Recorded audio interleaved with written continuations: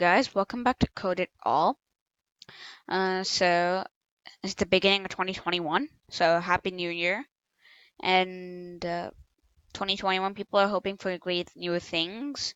And so yeah, even web development and UI UX is gonna go forward, and there's gonna be a whole lot of development taking place. So I first wanted to start with a video featuring the trends in UI UX and web development for 2021.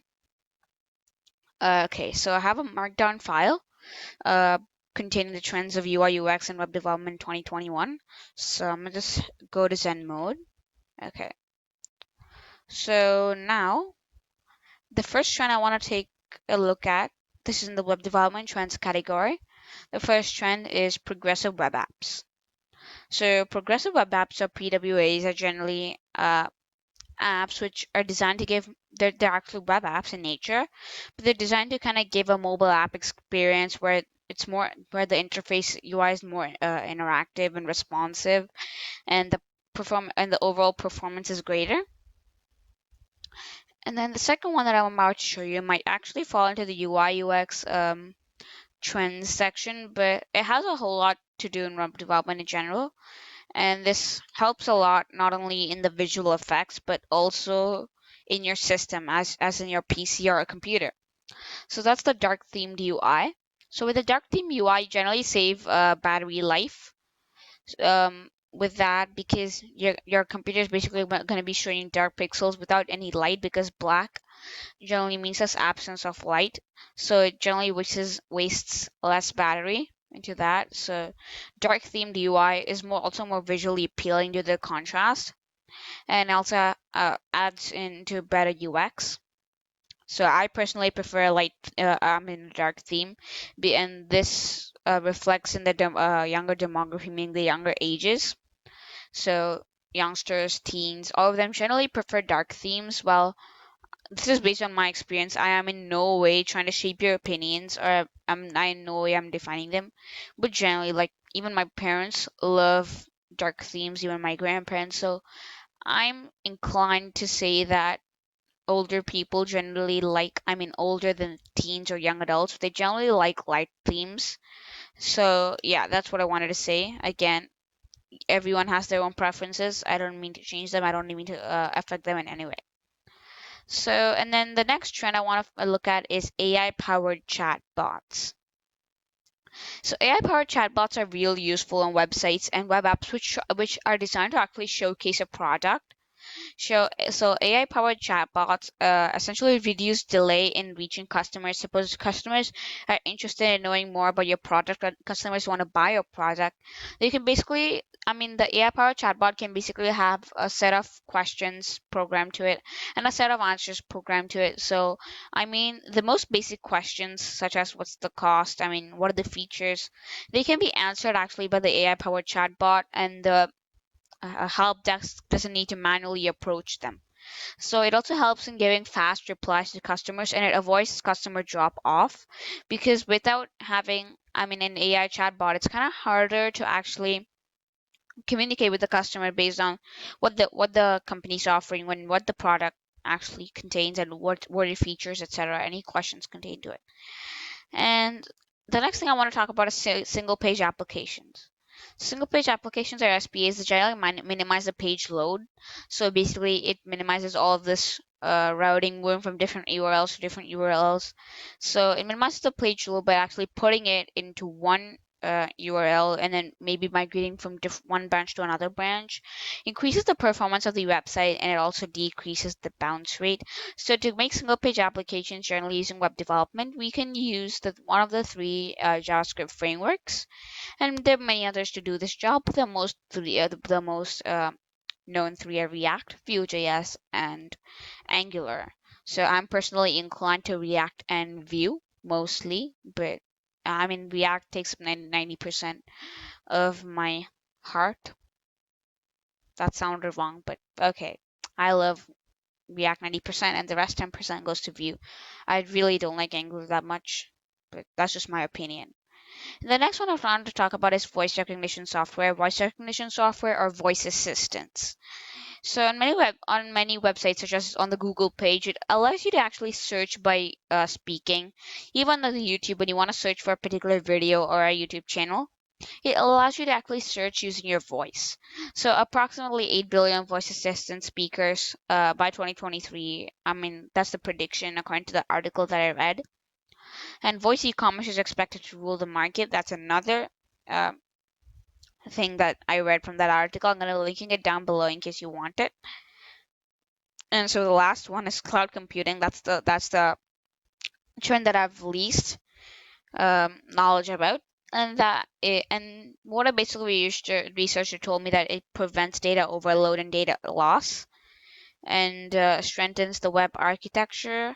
And then examples of cloud computing are Google Cloud Functions, AWS, and Lambda, etc. There are many more, but those are the most famous. Now we get to the UI and UX trends of 2021. And so the first one I want to point out is Glassmorphism. So Glassmorphism kind of aroused quickly in recent times. So Glassmorphism uses the background CSS background blur effect. I might teach you in the future how to make a Glassmorphism design and all that. Creates a through the glass look or feel. So kind of like something is showing you through the glass. Something is showing through the glass. I'm gonna show you a picture on it on Glassmorphism. So let's just zoom in here. Okay. So if you see this element right here, it seems kind of like glassy. Or instead of that, if we just look at this element here, I mean this flight thing. So this bluish white gradient here is on top of the picture and the content, and that basically makes it feel like glass, like the information is displayed on a glass sort of thing. So that's what Glassmorphism is about. It gives it kind of like a 3D feel to it, and I really love Glassmorphism. I personally love it. And I want to talk about vivid colors. So vivid colors are used to easily differentiate and remember the product. And look at the Google logo. Google logo has about 4 or 5 colors, and so does Instagram's logo. Instagram's logo is, let me just search it up for you. Instagram. Yeah, you see this logo? So yeah. Okay, by the way, I quit my Instagram account. I felt like I didn't need it anyway. I just didn't want to get addicted to it or whatsoever. So the next one I want to talk about is aesthetic minimalism. So that's making your designs clean and clear. I mean, I love it displaying your information. I mean, in the best possible way you can. By that, I don't mean a bland design without any color, just black and white. That's like the most sucker design I could ever ask for. But clean and clear don't necessarily mean one of those bland old age designs. I want it to be like I'm gonna show you a few pictures. Just look at this. We love help. I mean, or look at this too. I mean, it's clean. It displays all the information they want clearly, and it's not like a huge overload of huge fonts, huge text, and make it very jazzy or whatever. You'll even look at this. I mean, it follows one color scheme, one font. That's basically all you can ask for. So the next one I have is geometric structure. You put some sort of geometric structure, so make your text follow geometric structure. It makes information look sorted out in certain cases, and it also comes with tidy animations. I'm going to show you some examples. So, I mean, look at this. This looks clean with the rectangle and with the rectangle encasing it. And look at this, these geometric structures. I mean, they're present all over the website, and it basically has a great visual effect if not used too much. So I kind of encourage that. And big sophisticated typography. By that I don't mean big sharp fonts exploding everywhere in your face in the website. By that I mean having good visual hierarchy, make it visually appealing, make the users actually focus on text that you want them to focus on. So you can look at, is there a picture for it? I don't think there is. But I mean, making it, okay, I'm gonna just go to the Apple website. Okay, I mean, this is a big, this is slightly big, and okay, we can talk about color as well. That goes for a different video. I might have already done it. ways to improve the UI design. Yeah, I have it. So big, a little bit smaller, kind of like that. So yeah, it looks really good. Look at the Google Products website. Hopefully it follows that. Yep. Big text followed by smaller text. Big text, smaller text. So, I mean, there are some landing page websites which generally contain big text. Whoops. They contain big text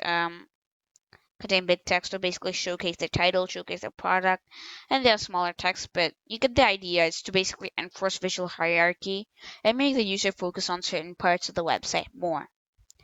So that's it for you, UI and UX and web development trends of 2021, and New Year ahead, and lots more content to put out. And obviously, this is the end of my holidays. My school is beginning on Jan 6th. I'm gonna be updating you based on my release of videos. So this is the end of the video, and I'll see you guys next time. So be sure to click the like button down below and hit the subscribe button.